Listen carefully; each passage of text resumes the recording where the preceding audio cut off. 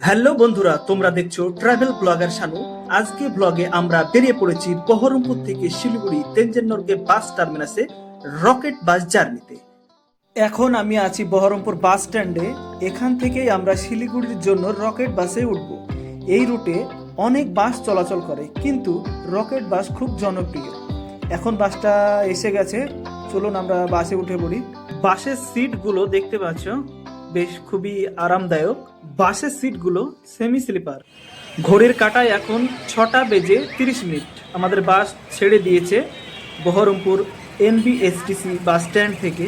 বাদিকে তোমরা দেখতে পাচ্ছ মোহনা বাস টার্মিনাস। বহরমপুর শহর ছেড়ে আমরা ধীরে ধীরে হাইওয়ের দিকে এগিয়ে যাই। চলো আমাদের সঙ্গে থাকো।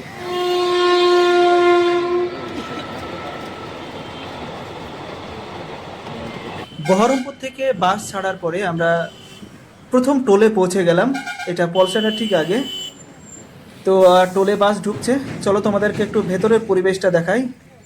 কেউ কেউ জেগে আছে মোবাইলে, আর প্রায় ঘুমানোর চেষ্টা করছে সবাই। তো আমরা এখন টোল পেরিয়েই আবার আমাদের যাত্রা শুরু হলো। চলো আমাদের সঙ্গে থাকো। জানালার বাইরে তাকালে দেখা যাচ্ছে রাস্তার দুপাশে পেট্রোল পাম্প, দোকান, বাজার আর মানুষের চলা। একটু পরেই শহর শেষ হয়ে গেল, শুরু হলো হাইওয়ে রাস্তা। বহরমপুর থেকে শিলিগুড়ি বাসের ভাড়া হচ্ছে 326 টাকা। তোমরা রেড বাস বা মেক মাই ট্রিপ থেকেও এটা বুক করতে পারো। সো বন্ধুরা, আমাদের বাস এখন পৌঁছে গেল অমরপুর মোড়ে। এখানে প্যাসেঞ্জার ড্রপ হবে। প্যাসেঞ্জার নামানোর পরে আবার আমাদের যাত্রা শুরু হলো সেই শিলিগুড়ির উদ্দেশ্যে রকেট বাসে।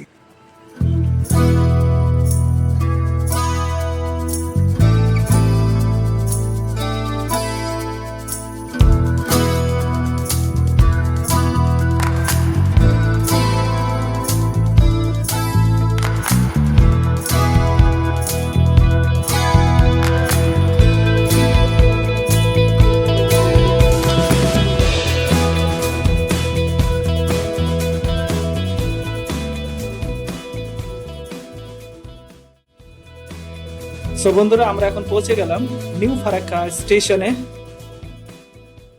ওয়াও, বাসের ভেতর থেকে আমরা দেখতে পাচ্ছি 13415 পাটনা এক্সপ্রেস এখন নিউ ফারাক্কা স্টেশনের দিকে যাচ্ছে।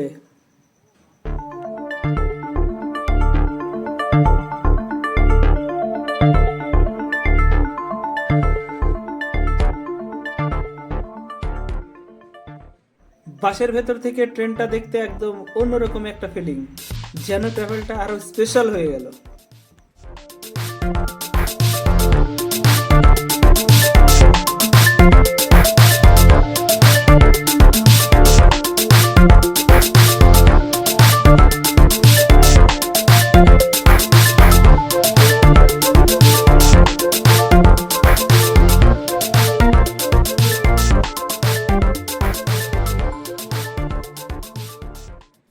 ট্রেনটা চলে যেতে যেতে আমাদের বাস যাত্রা শুরু। সামনে আরো অনেক রাস্তা, অনেক নতুন দৃশ্য। তাই চলতে থাকুক আমাদের আজকের জার্নি শিলিগুড়ির উদ্দেশ্যে। বন্ধুরা, আমরা এখন আছি ফারাক্কা ব্যারেজের উপর।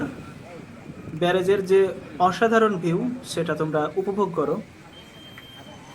ব্যারেজের যে রাত্রের ভিউ সেটা দেখতে আমার তো খুবই ভালো লাগছে, কিন্তু আরো ভালো লাগতো যদি আমি দেখতে পেতাম ব্যারেজের উপরে যে রেল লাইন আছে এটা দিয়ে যদি কোনো ট্রেন যাওয়া বা আসা দেখতে পেতাম। সত্যি আমার খুব ভালো লাগতো।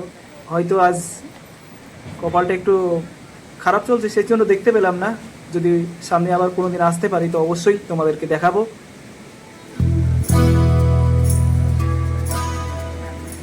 প্রায় 4 ঘন্টা চলার পরে বাসটা এক জায়গায় থামলো, সম্ভবত গাজলের কাছাকাছি কোথাও একটা হবে হয়তো।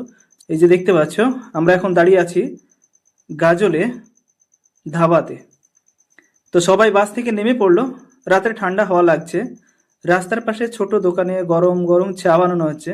রাতের ভ্রমণে এই ছোট্ট বিরতিগুলো সত্যি অনেক ভালো লাগে।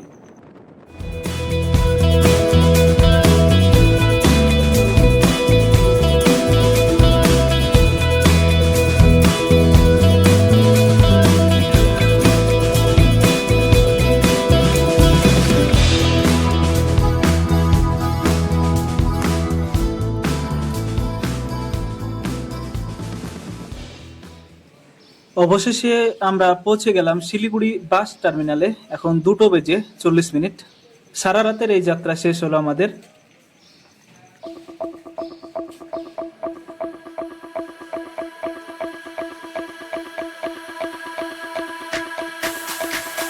শিলিগুড়ির সকালটা খুবই সুন্দর লাগছে।